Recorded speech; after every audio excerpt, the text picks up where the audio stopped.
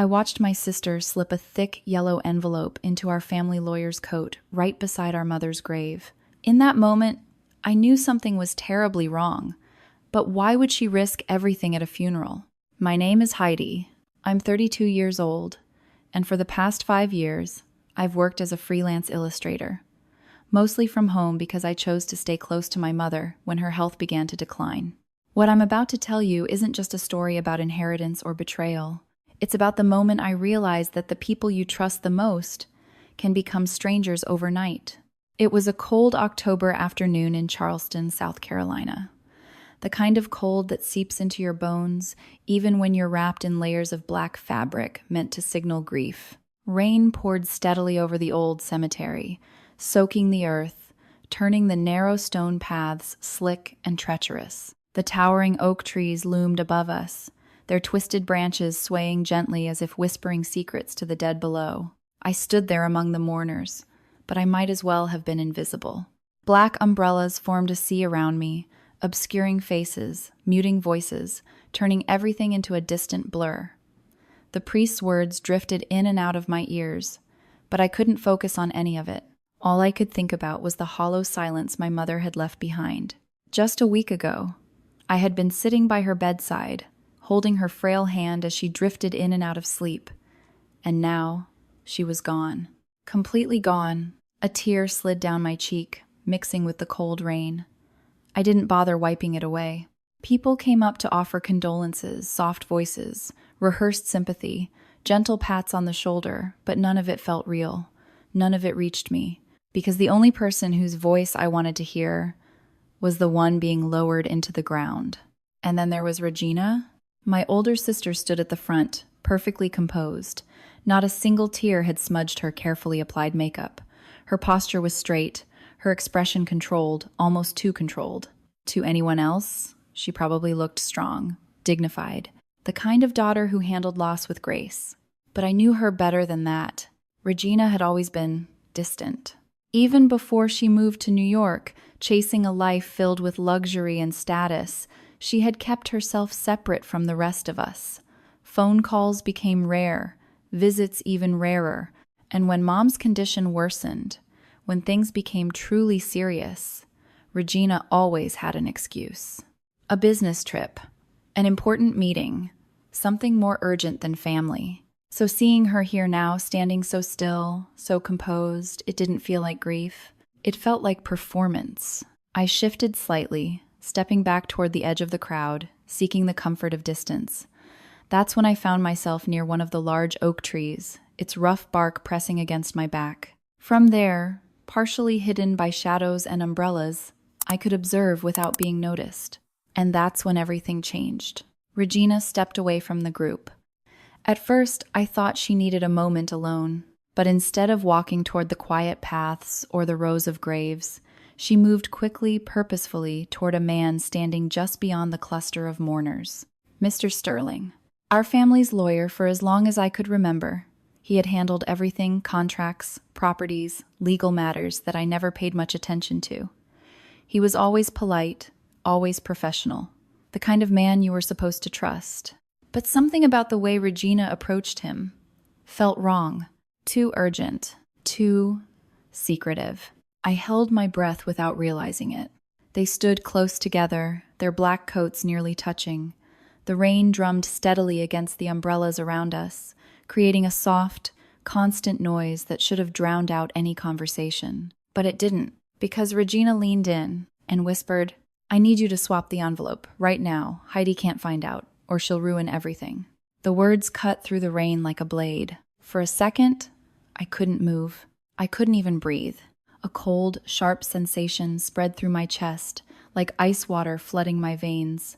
My fingers curled tightly against the bark of the tree as my mind struggled to process what I had just heard. Swap the envelope? What envelope? And why? Couldn't I find out? My heart began to pound loud, frantic, almost deafening in my ears. Every instinct screamed at me to step forward, to confront them, to demand answers right then and there. But something stopped me. Maybe it was the tone of her voice, or the way Mr. Sterling didn't look surprised. He simply nodded. Calm, efficient, as if this had been planned. As if this wasn't the first time. Panic flickered through me, but I forced it down, burying it beneath something stronger, something colder. Control. I quickly raised my phone to my ear, pretending to answer a call, turning slightly away so they wouldn't see my face. I murmured a few meaningless words, just enough to sell the illusion, while keeping them in my peripheral vision. And then I saw it. The envelope. Thick, yellow, sealed. Regina slipped it into his hand with a subtle movement, shielded by the angle of her body. Mr. Sterling took it without hesitation and slid it smoothly into the inner pocket of his coat. Just like that. Like it was nothing. Like they hadn't just done something that felt deeply wrong. My stomach twisted. The funeral continued. The priest spoke. The casket was lowered. Dirt hit wood with soft, final thuds. But I didn't hear any of it, because all I could think about was that envelope. They thought I was too broken to notice, too overwhelmed with grief to see what was happening right in front of me. But they were wrong. I stayed silent, still, invisible. And as I stood there, watching the last traces of my mother disappear beneath the earth, I made a quiet promise to myself. Whatever they were hiding, I would find out, because something had begun in that cemetery, something far darker than grief. And by the time it was over, someone was going to lose everything. The drive back from the cemetery felt longer than it actually was, as if time itself had thickened with the weight of everything I had just witnessed.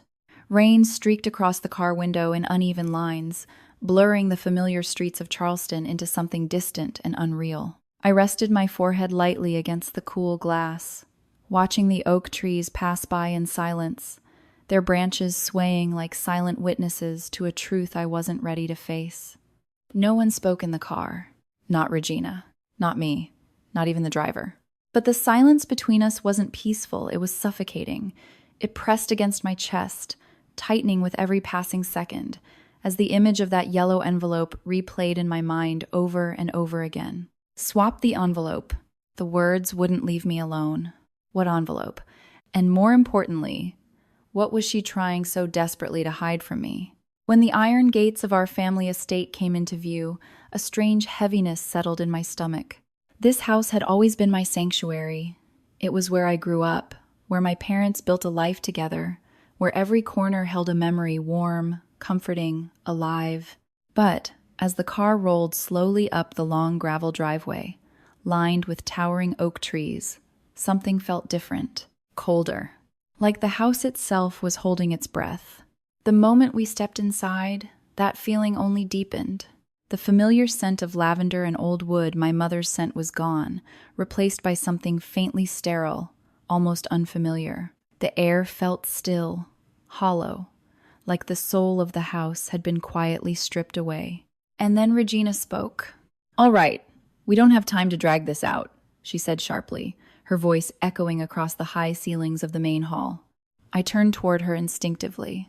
The woman who had stood at the graveside just an hour ago, composed and solemn, was gone. In her place stood someone entirely different, cold, impatient, and completely detached. She slipped off her black gloves with quick, irritated movements, tossing them onto a nearby table, as if they were nothing more than an inconvenience. "Call the cleaning staff," she continued, addressing one of the housekeepers. "I want everything cleared out of the main hall by tonight. We're listing the property within the week." I blinked, unsure if I had heard her correctly. "Listing the house?" I repeated quietly, the words feeling foreign in my mouth. Regina didn't even look at me. "Yes," she said flatly. "There are estate taxes, maintenance costs, legal complications you wouldn't understand. It's the most efficient solution." Efficient. The word hit me harder than I expected. This wasn't just a house. This was our home. Our mother had just been buried, and Regina was already talking about selling everything like it was a business transaction. A slow, uneasy feeling began to settle in my chest. I said nothing as she walked past me, already pulling out her phone, her voice rising as she began barking orders to someone on the other end. I watched her for a moment longer, trying to reconcile the sister I knew with the person standing in front of me, but they didn't match. Not anymore. I turned away, my feet carrying me almost automatically toward the formal living room. It had always been my favorite place in the house, a quiet space filled with soft light where my mother used to sit in the afternoons, reading or simply enjoying the stillness. But the moment I stepped inside, something felt off. I stopped. My eyes moved slowly across the room, taking in every detail. And then I noticed it. The fireplace mantel. It was empty. My breath caught slightly. The antique silver candlesticks, my mother's favorite, were gone. They had always stood there, polished to a soft shine, catching the light in a way that made the whole room feel warmer. I could still picture my mother carefully cleaning them every Sunday morning, humming softly to herself. But now, there was nothing, just faint outlines in the dust where they used to be. A chill ran down my spine. I stepped further into the room, my gaze sharpening, scanning more carefully now. The painting. The oil painting of Charleston Harbor that had hung on the eastern wall for as long as I could remember, it was gone too. I turned slowly, my heartbeat beginning to pick up. The small porcelain figurines that used to sit on the shelf near the window, gone. The vintage clock that had belonged to my grandmother, gone. It wasn't random. It wasn't accidental. It was deliberate. A quiet, creeping realization began to form in my mind, and with it came a wave of nausea that made my stomach twist painfully. These things hadn't disappeared today. They hadn't been moved for the funeral. They had been taken before. While my mother was still alive, while she was upstairs, growing weaker by the day, trusting that her home, her life, was still intact. My fingers curled into my palms. Regina hadn't just come back for the funeral. She had been preparing for this. The thought made my chest tighten with a mix of anger and something deeper, something more painful. Betrayal. Heidi. I flinched slightly at the sound of my name. Mr. Sterling stood in the doorway, his presence quiet but unmistakable. He offered a polite, measured smile, the kind that didn't quite reach his eyes. "Could you join me for a moment?" he asked. I hesitated for a fraction of a second before nodding. Of course. I followed him into the dining room, my steps slow, my mind still reeling from what I had just discovered. The long mahogany table stretched across the room, its polished surface reflecting the dim light above. Sterling gestured for me to sit. I did. He placed a thick stack of documents in front of me with careful precision, aligning them neatly, as if that alone would make them less intimidating. "There are a few formalities we need to take care of," he said smoothly, clicking his gold pen with a soft, rhythmic sound that immediately set my nerves on edge. "Given the size and complexity of your mother's estate, it would be best if we act quickly." I glanced down at the papers. Dense paragraphs of legal language filled the pages, the words blurring together as I tried to make sense of them. "What is this?" I asked quietly. "A power of attorney," he replied. "Standard procedure. It allows me to manage the estate on behalf of both you and your sister, ensuring everything is handled efficiently and without unnecessary delays." My chest tightened. Efficient. There was that word again. He tapped the signature line gently with his pen. "The courts can be slow. This simply protects your interests." Protects. The irony wasn't lost on me. My fingers hovered just above the paper, but I didn't move. Something felt wrong. Not just because of the envelope, not just because of the missing items, but because of the way everything was happening so quickly, so smoothly, like a plan already set in motion. I swallowed, forcing my voice to remain steady. "Can I have some time to read through this?" Sterling's smile didn't falter, but something in his eyes shifted just slightly. "Of course," he said, "but I would strongly advise not delaying. Time is quite critical." Critical. My pulse quickened. I reached for the porcelain cup of coffee sitting beside me, my hand trembling just enough to make it believable. My thoughts raced, searching for an exit, a way to slow things down without raising suspicion. And then I let the cup slip. The hot liquid spilled across the documents in an instant, dark coffee soaking into the crisp white pages, ink bleeding and spreading uncontrollably. "Oh my God, I'm so sorry," I gasped, pulling my hand back as if startled. Sterling reacted immediately, grabbing the papers and lifting them away from the table, his composure cracking just enough to reveal a flicker of frustration. Regina wasn't as controlled. She slammed her hand down against the table, the sharp sound echoing through the room. "Are you serious right now?" she snapped, her voice rising sharply. "We don't have time for this, Heidi." I lowered my head, letting my shoulders tremble slightly, playing the part she so clearly expected from me. I didn't mean to." "Of course you didn't," she cut in harshly, her face flushed with anger. "You never mean to. That's the problem." Her words came faster now, sharper, less controlled. "We don't have the luxury of reprinting everything and waiting around for you to get yourself together. There are deadlines. There are people waiting. Do you even understand how serious this is?" I said nothing. I didn't need to. Because in her anger, she had already said too much. Deadlines. People waiting. Desperation. I kept my head bowed, my expression apologetic, but inside, something shifted. The mask had slipped, and for the first time, I wasn't just seeing my sister as cruel. I was seeing her as afraid, trapped, desperate enough to rush everything, desperate enough to risk everything. And that meant one thing: whatever she was hiding was far worse than I had imagined. That night, long after the house had gone quiet and the last echoes of Regina's sharp voice had faded into silence, I lay awake staring at the ceiling, unable to close my eyes. The events of the day kept replaying in my mind: the envelope at the cemetery, the missing valuables, the urgency in Sterling's voice, and most of all, the desperation that had slipped through Regina's carefully constructed mask. Something was terribly wrong, and for the first time, I understood that if I didn't act now, I might lose everything my mother had left behind. Not just the house, not just the inheritance, but the truth itself. The old grandfather clock down the hall struck 2. The sound echoed through the empty corridors, slow and heavy, like a warning. I took a breath and pushed the covers aside. The wooden floor was cold beneath my feet as I stood, pausing for a moment to listen. The house had settled into that deep, late-night stillness where even the smallest noise felt amplified. Every creak, every shift of wood and air seemed louder than it should have been. I moved carefully, avoiding the loose floorboards I had memorized since childhood, stepping into the hallway with slow, deliberate precision. The dim light from a distant lamp cast long shadows along the walls, stretching and bending as if they were alive. Regina had taken over Father's old study. Of course she had.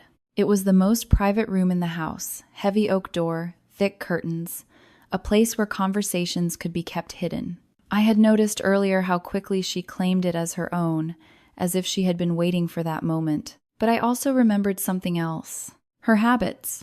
Even before she left for New York, Regina had always relied on small indulgences to quiet her nerves: wine, pills, anything to take the edge off. Tonight, after everything, I had seen the glass in her hand, the slight sway in her step. If I was lucky, she would be asleep, or at least distracted. I reached the end of the hallway and stood in front of the study door, my heart pounding so loudly I was sure it would give me away. I pressed my hand against the wood, hesitating for just a second. Then I pushed. The door opened with a soft creak. I froze. Listened. Nothing. No movement. No voice. Just silence. I slipped inside and closed the door behind me, leaving it slightly ajar, just enough to hear if someone approached. The room smelled faintly of cigarette smoke and expensive perfume, a sharp contrast to the clean, familiar scent it used to carry when it belonged to my father. Back then, everything had been orderly, precise. Now, it was chaos. Clothes draped carelessly over a chair. An open wine bottle sat on the desk, half empty. Papers were scattered across every surface, as if she had been digging through them in a hurry. I moved quickly. There wasn't much time. My eyes landed on the wastebasket, first overflowing, untouched. Regina had never been the type to clean up after herself when she was stressed, and stress she had plenty of. I knelt down, pulling the small flashlight from my pocket and angling the beam carefully to avoid casting light toward the doorway. My fingers moved through the contents: crumpled tissues, empty cigarette packs, torn envelopes, and then paper. Thicker, official.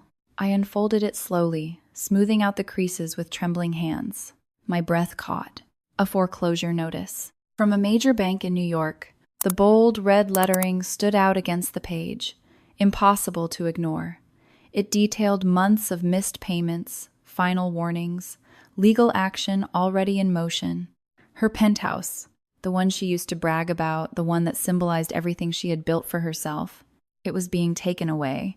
I swallowed hard, my mind racing as I reached for the next document. Another letter, and another.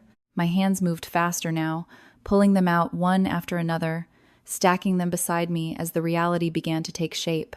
Casino statements. Las Vegas. Amounts so large they barely felt real, tens of thousands, then hundreds of thousands. Debt. Endless, suffocating debt. A cold clarity settled over me. This was why she needed the house sold immediately.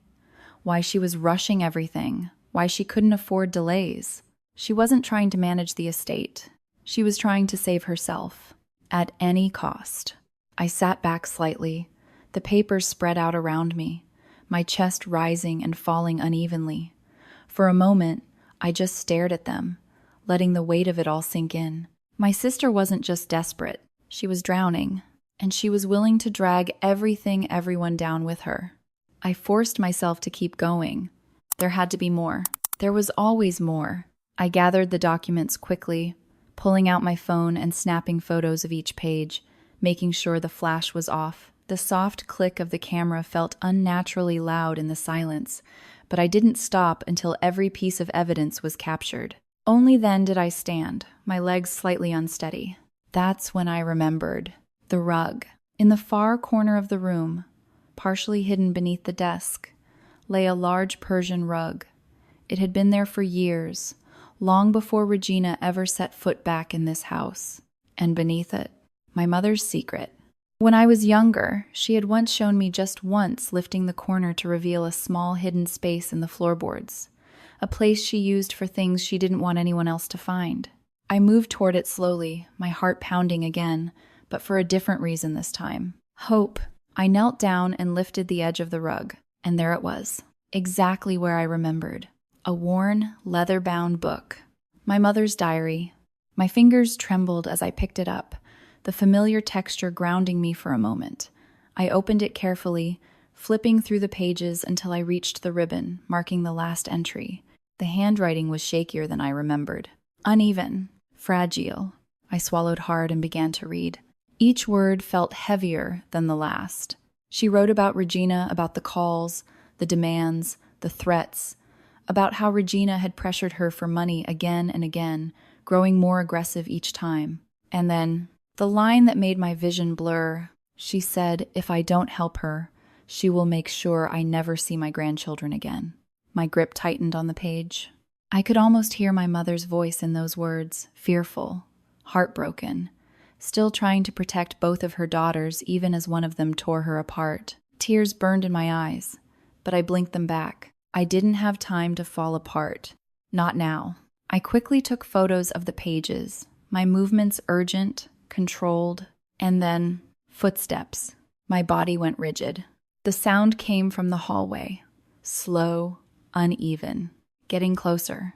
My heart slammed against my ribs as I snapped the diary shut and scanned the room, searching for somewhere, anywhere to hide.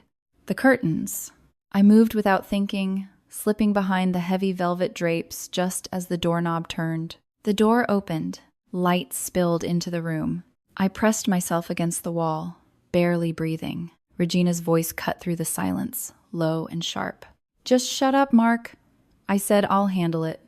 She was on the phone. Her words slightly slurred, but the anger behind them unmistakable. I stayed perfectly still, every muscle tense, as she moved further into the room.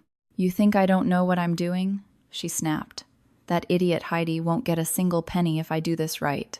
The words hit me like a physical blow. I clenched my fists, forcing myself to stay quiet, to stay hidden.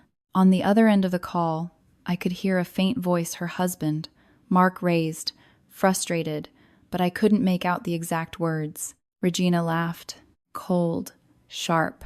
"Relax. Once the house is sold, everything will be covered. Just stop panicking. Everything will be covered. Her debts, Her mistakes, her greed, all of it, paid for with what my mother had left behind. A slow, steady anger replaced the fear inside me. Not explosive, not wild, controlled, focused. She thought I was weak, that I was too broken to notice, too naive to understand. She thought she had already won. I lowered my gaze, staring at the faint shadow of her feet beneath the curtain, my mind moving faster than it ever had before. No, not yet. Very carefully, I reached for my phone again, angling it just enough to capture the edge of the room, the faint outline of her silhouette. Click. Silent. Proof. My heart pounded harder as she moved closer to the desk, rustling papers, muttering under her breath. For a second, I thought she might come closer, might pull the curtain aside, might find me. But she didn't. A few moments later, her footsteps shifted again, moving away, toward the door. And then, silence. The door closed. I stayed where I was for several seconds longer, not trusting it, not trusting anything. Only when I was absolutely sure she was gone did I step out, my legs weak but my mind sharper than ever. I looked down at the diary in my hands, then at the photos on my phone. The truth. I had it now. Not all of it, but enough. Enough to understand what she was doing. Enough to know what I had to do next. I took one last look around the room before slipping out into the hallway, closing the door behind me as quietly as I could. And as I made my way back to my room, one thought echoed in my mind, steady and unshakable. This wasn't just about inheritance anymore. This was war. The next morning, I told Regina I needed some air. I kept my voice soft, fragile, just like she expected. I avoided eye contact, let my shoulders slump, and added a slight tremble to my hands for good measure. I can't stay in this house right now, I whispered. Everything reminds me of Mom. I just need to clear my head. She barely looked at me. That was the part that hurt more than I expected. Not the coldness, not the dismissal, but how easily she accepted it, how quickly she wrote me off as weak, predictable, irrelevant. She was already on her phone, pacing near the dining room, her voice sharp and impatient as she argued with someone on the other end. Just give me until Monday, she snapped. I said I'll handle it. Deadlines again. Pressure again. I lowered my gaze and slipped past her without another word, stepping out through the side door before she could change her mind and pull me back into whatever scheme she was building. The moment I reached my car, I let out a slow breath I didn't realize I had been holding. The mask dropped. My hands tightened around the steering wheel, and for a few seconds, I just sat there, staring straight ahead, letting everything settle into place. The envelope, the debts, the diary, the threats. It was all connected, and now I needed someone I could trust. There was only one person left. Uncle Arthur. His house sat on the quiet edge of town, a modest brick home surrounded by tall hedges and old trees that had been there longer than I had been alive. It wasn't grand like our estate, but it had something ours had lost. Warmth. The moment he opened the door and saw me standing there, his expression shifted from confusion to concern. Heidi? He said, pulling me into a tight embrace before I could even speak. What happened? That was all it took. The strength I had been holding together since the funeral cracked, just enough for the truth to spill out. I think Regina is trying to steal everything, I said, my voice breaking despite my efforts to stay composed. He didn't interrupt. He just guided me inside, sat me down in his living room, and waited. So I told him everything. The cemetery, the envelope, the missing items, the documents, the debts, the diary, every detail.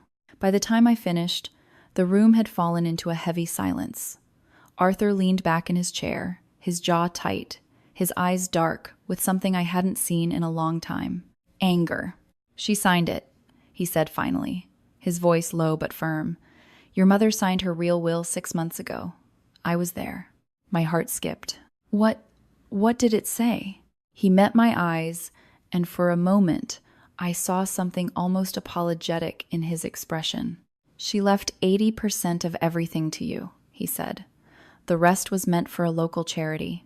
She knew Regina couldn't be trusted with money. A strange mix of relief and sadness washed over me. Not because of the inheritance, but because even at the end, my mother had seen the truth. She wanted to protect you, Arthur added quietly. I swallowed hard, nodding slightly. Then we need to get that will, I said. He didn't hesitate. Within the hour, we were driving downtown, heading straight for the bank where our family's safe deposit box was kept. The city felt different that morning, busier, louder, but all of it faded into the background as my thoughts narrowed into a single, urgent goal. Get the will, prove the truth, stop Regina. The bank was modern, sleek, almost too clean compared to the weight of what I was carrying inside. Arthur spoke to the receptionist while I stood slightly behind him, my fingers twisting together unconsciously. A few minutes later, the branch manager approached us. He looked uncertain. Miss Vance, he said, glancing between me and Arthur, I'm afraid there's been a development regarding your family's safe deposit box. My stomach dropped. What kind of development? I asked. He hesitated, then turned his screen slightly toward us. Your sister accessed the box 2 days ago, he said. She presented a notarized power of attorney document. Everything inside has already been withdrawn. For a moment, I didn't understand the words. They didn't register, and then they did. Everything was gone. The will, the proof, the last piece of my mother's intentions. Gone. A sharp wave of nausea hit me, and I had to steady myself against the edge of the counter to keep from losing my balance. The bright, polished lobby suddenly felt too small, too suffocating. She did this while I was planning the funeral, I whispered. Arthur placed a firm hand on my shoulder, grounding me. We're not done yet, he said quietly, but I shook my head. It's not about the money, I said, my voice steadier now. I don't care about the money. I can't let her erase what Mom wanted. I can't let her get away with this. Something shifted in his expression. Understanding. Respect. Then we fight, he said simply. That was how we ended up sitting in the office of a criminal defense attorney less than an hour later. The space was sharp, modern, filled with glass and steel. Everything about it felt precise, controlled. The man across from us listened without interrupting as I laid out everything again, this time with the photos I had taken the night before. The debts, the diary, the evidence. He studied each image carefully, his expression unreadable. When I finished, he leaned back slightly, folding his hands together. This is serious, he said. Very serious. But it's not enough. My chest tightened. What do you mean? You have motive, he explained. You have suspicious behavior. But in court, that's not enough to prove fraud, especially without the original will. The words hit harder than I expected. So, what do we do? I asked. He leaned forward slightly, his gaze sharpening. We get them to confess. The room fell silent. Arthur shifted beside me, but I didn't move. Confess? How? I asked slowly. The lawyer held my gaze, measuring me. By making them believe they've already won. A chill ran down my spine. You go back, he continued. You play along. You act exactly how they expect you to act, grieving, overwhelmed, incapable. And then you give them a reason to talk. I understood immediately. The weakness, the mask. It wasn't a disadvantage. It was a weapon. Do you think you can do that? He asked. I didn't answer right away. Because the truth was, I was afraid, not of Regina, not of Sterling, but of what it would mean to step fully into this, to stop reacting and start playing the game on their level, to become something colder, something more calculated. I thought about my mother, her voice, her smile, the way she used to squeeze my hand when she thought I was worried. I thought about the diary, the fear in her words, the pain she carried alone, and then I thought about Regina, laughing, planning, taking everything without hesitation. Slowly, I lifted my head. Yes, I said. My voice didn't shake this time. The lawyer nodded once, then reached into his desk drawer and pulled out a small object. A recording device. Compact. Simple. Easy to hide. High-definition audio, he said, placing it in front of me. If they say what we think they will, this will be enough. I stared at it for a moment, then picked it up, feeling the weight of it in my palm. It was small, but what it could do was everything. We left the office shortly after, the plan already forming in my mind, each step aligning with a clarity I hadn't felt before. By the time I got back into my car, the fear was gone. Not completely, but enough. Enough to move forward. Enough to act. I glanced at my reflection in the rearview mirror, studying the tired eyes, the pale face, the faint traces of grief that still lingered. Then, slowly, I let them stay, because that was exactly what they needed to see. A broken woman. A helpless sister. A victim. I started the engine, my fingers steady now as I pulled out onto the road. They thought they had already won. They thought I didn't understand what they were doing. They thought I was too weak to fight back. And that was exactly why they were going to lose. By the time I drove back through the iron gates of our family estate, I had already decided who I needed to become. Not stronger, not louder, just smaller, weaker, easier to ignore. I parked the car and sat there for a moment, letting my breathing slow, rehearsing the version of myself I was about to show them. Then I reached up, deliberately messing my hair, rubbing my eyes until they turned slightly red, pressing my fingers against my temples until a faint ache settled in. When I stepped out of the car, I made sure my shoulders were slightly hunched, my steps slower than usual. By the time I opened the front door, I looked exactly like what they wanted me to be. Broken. Inside, Regina and Sterling were already in the formal living room, sitting close together, a laptop open between them. Numbers filled the screen charts, documents, calculations. They didn't even notice me at first. Of course they didn't. To them, I was background noise. I let out a soft, shaky breath. That got their attention. Regina looked up first, her expression flickering with mild annoyance before quickly smoothing into something more controlled. Sterling followed, his gaze sharp, observant, always calculating. I hesitated, lowering my eyes. I've been thinking. Neither of them spoke. They were waiting, watching. Good. I don't think I can do this, I continued quietly. The house, the estate, all of it. It's too much. Everywhere I look, I see Mom. I can't breathe in here. I forced my voice to crack just slightly. It wasn't hard. Some of it wasn't even acting. I just want this to be over, I whispered. Silence stretched between us. Then Sterling leaned back slightly, studying me with that same measured calm. Are you saying you're ready to move forward with the paperwork? He asked. I nodded slowly. Yes.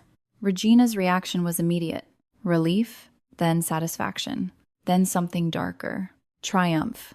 Well, she said, crossing her arms, her lips curving into a faint smile. That's probably the smartest thing you've said all week. I flinched slightly, just enough to reinforce the image she had of me. Inside, I felt nothing, only focus. I'll sign whatever you need tomorrow, I added softly. I just need tonight to process everything. Sterling exchanged a brief glance with Regina. He believed me. I could see it in the way his posture relaxed, in the subtle shift of his expression.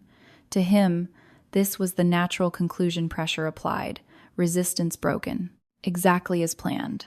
Of course, he said smoothly. Take all the time you need. I nodded again, stepping further into the room. Can I have some water?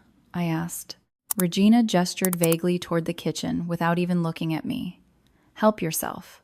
I walked past them slowly, my movements careful, controlled. Then, just as I reached the coffee table, I paused. Sorry, I murmured, bending down as if to pick up a tissue that wasn't there. In one smooth motion, I slipped the small recording device from my sleeve and pressed it against the metal frame beneath the table. It clicked softly into place. Hidden, secure, invisible. I stood up immediately, brushing my hands together as if nothing had happened. Neither of them noticed.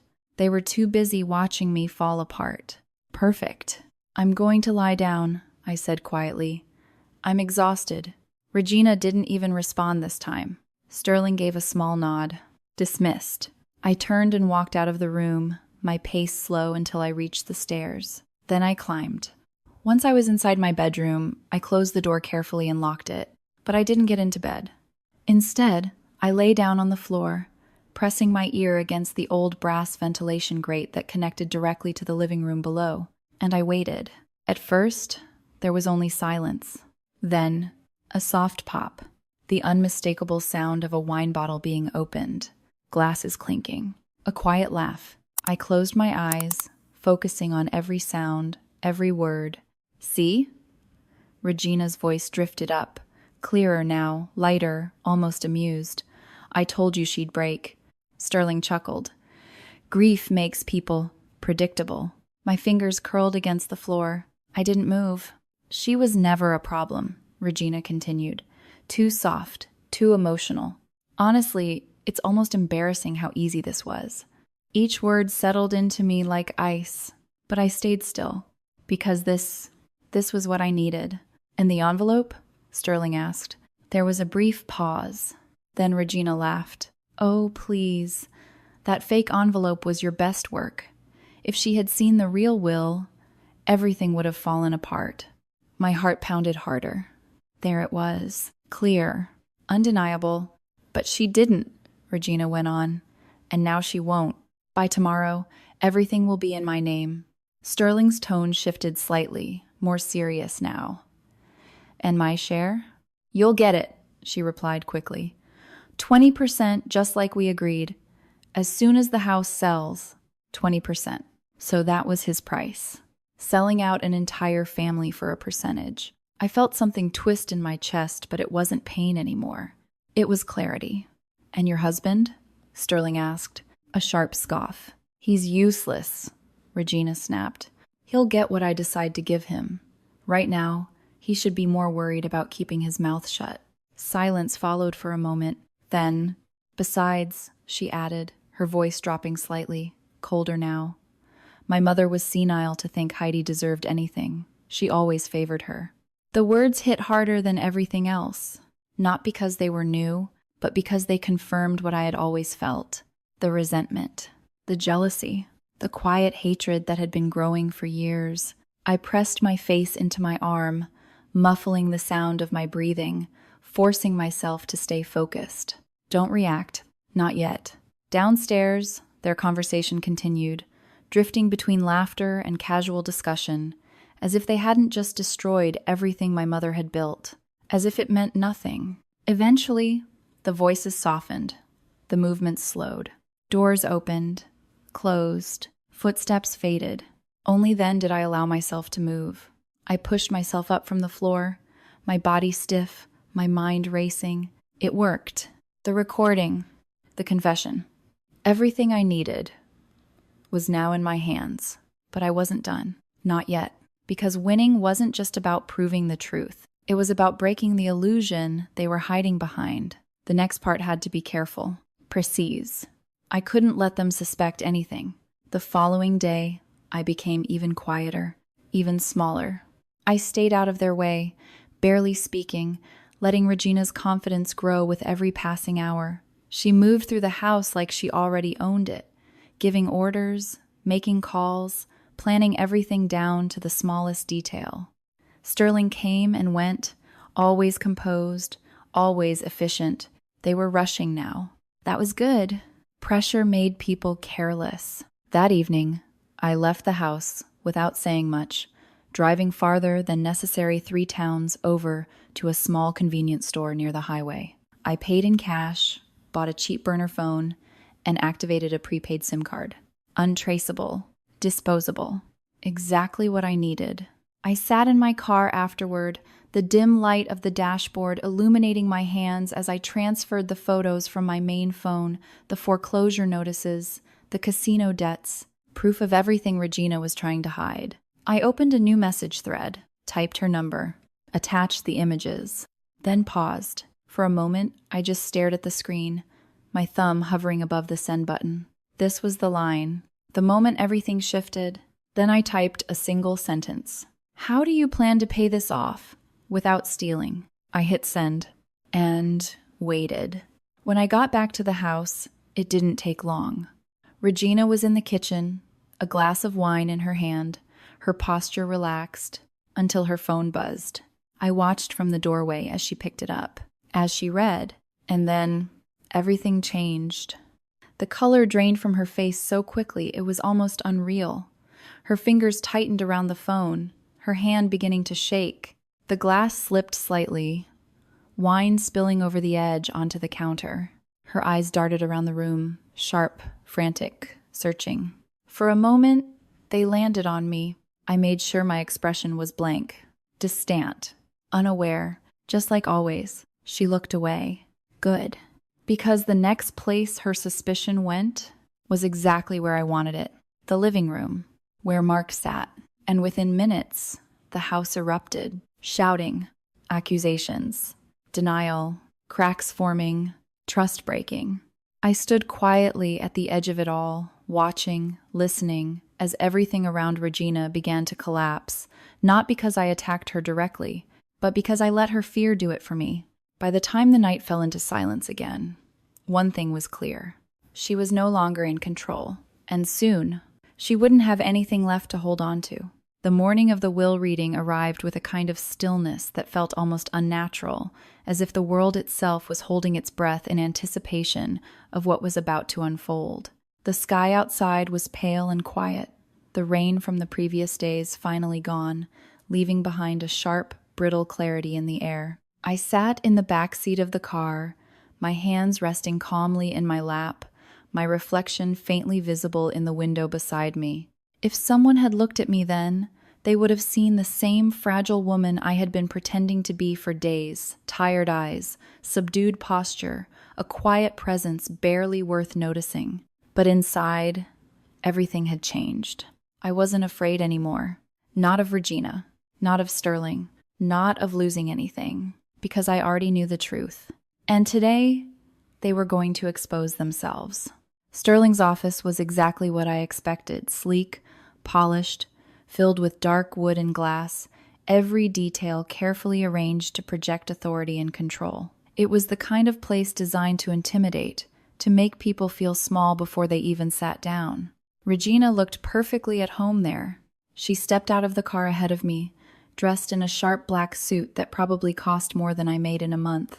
Her hair was styled flawlessly, her makeup precise, her expression composed into something that resembled grief, but only if you didn't look too closely. I followed behind her without a word.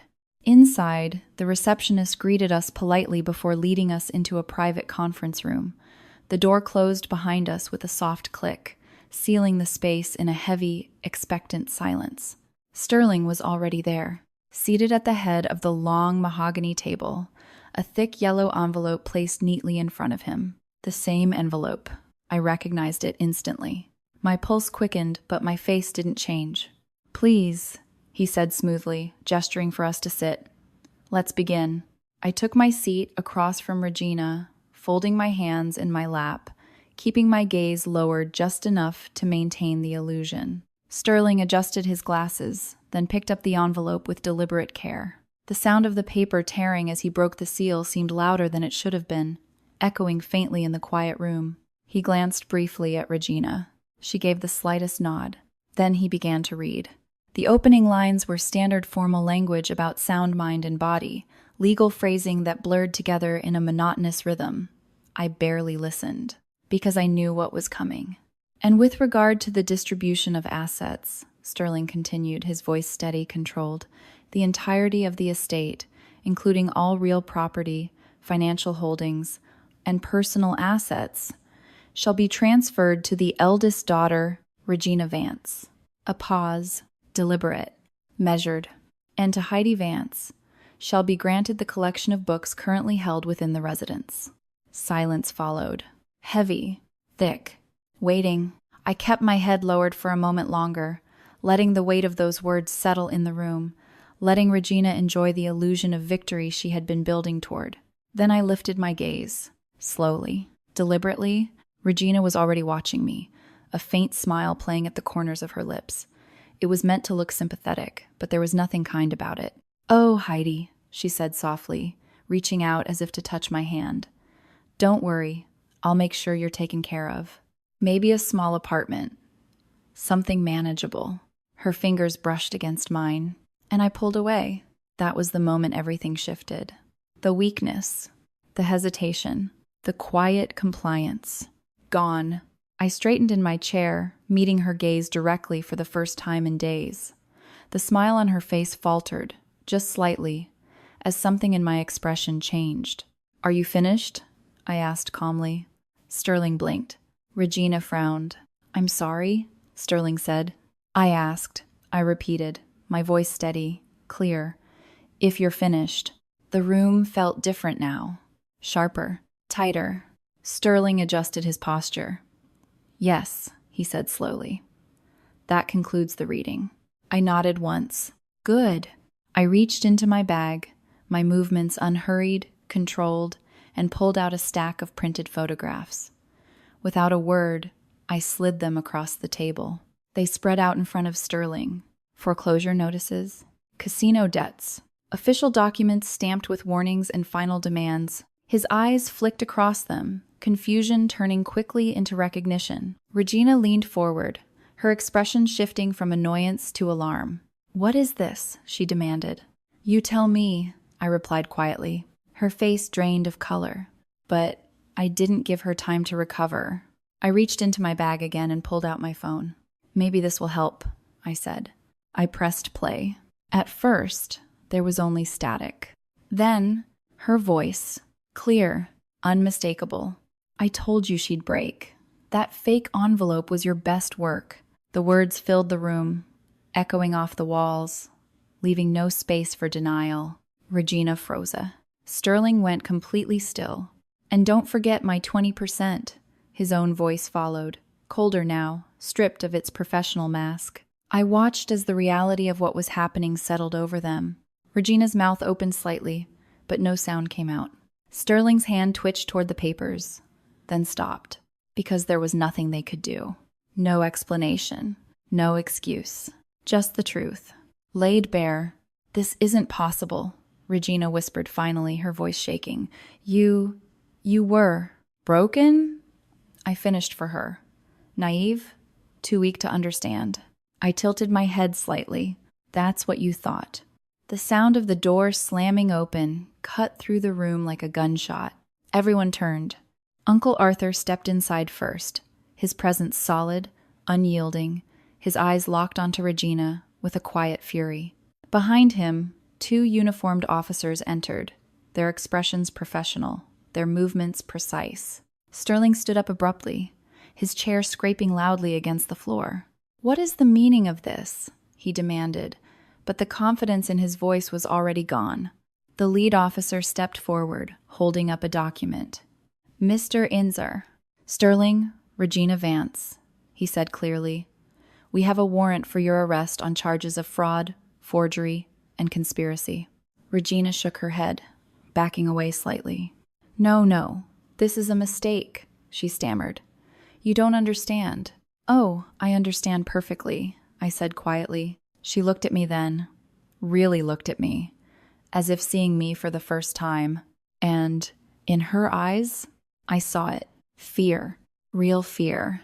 Sterling's composure collapsed completely. He dropped the envelope onto the table as if it had burned him, his hands raised instinctively as the officers moved toward him. Regina didn't move. She just stood there, frozen, her world unraveling around her. As they were escorted out of the room, her voice broke through the silence, desperate, fractured. "Heidi, wait, please." I didn't respond. I didn't look back, because there was nothing left to say. The truth had already spoken. Everything that followed moved quickly. The investigation uncovered the original will hidden in a concealed safe inside Sterling's home, exactly where he thought no one would find it. It confirmed everything Uncle Arthur had said. My mother had left the majority of her estate to me, with a portion dedicated to a local charity. Regina received almost nothing, just enough to remind her of what she had lost. The court proceedings were swift. The evidence was undeniable. Regina was sentenced to 5 years in federal prison for fraud and financial abuse. Sterling lost his license to practice law and received a much longer sentence for his role in the scheme. And just like that, it was over. I inherited the house, the land, everything my parents had built. But I didn't move back in. Not fully. Some memories are too heavy to live inside. Instead, I rented a small studio across the street, turning it into a quiet space where I could work, where I could breathe. Every morning, I crossed the road, unlocked the doors of the house, and let the sunlight fill the rooms again. I cleaned, I restored. I honored what had been left behind. The house became something else, not a place of pain, but a place of memory, a place where my parents could rest. Regina tried to contact me. Letters, calls, apologies written in shaky handwriting. I returned them all unopened, not out of anger, but out of understanding. Forgiveness doesn't always mean reconciliation. Sometimes it means distance. It means choosing peace over history. Standing in the doorway of the house one evening, watching the light fade across the garden my mother once loved, I realized something simple but powerful. Money doesn't destroy people. It reveals them. And the truth, no matter how deeply it's buried, always finds its way back to the surface. Looking back on everything that happened, I realized this was never really a story about money or inheritance. It was about truth, how fragile it can seem in the moment, and yet how powerful it becomes when you refuse to let it be buried. What Regina and Sterling didn't understand is that deception always leaves a trail, and no matter how carefully you plan it, the truth has a way of waiting, quietly, until the right moment to surface. This story is also a reminder that strength doesn't always look loud or aggressive. Sometimes it looks like patience, like silence, like choosing the right moment instead of reacting to the wrong one. I didn't win because I was stronger than them. I won because I stayed grounded in what was right. And maybe the hardest lesson of all is that not everyone who shares your blood shares your heart. Walking away doesn't make you weak. Sometimes it's the only way to protect what's left of yourself. If this story stayed with you, if it made you feel something anger, relief, or even reflection, then I'd really appreciate your support. Please consider subscribing to the channel Revenge Drama House and leave a comment to share your thoughts. I read every single one of them, and your voice matters more than you think.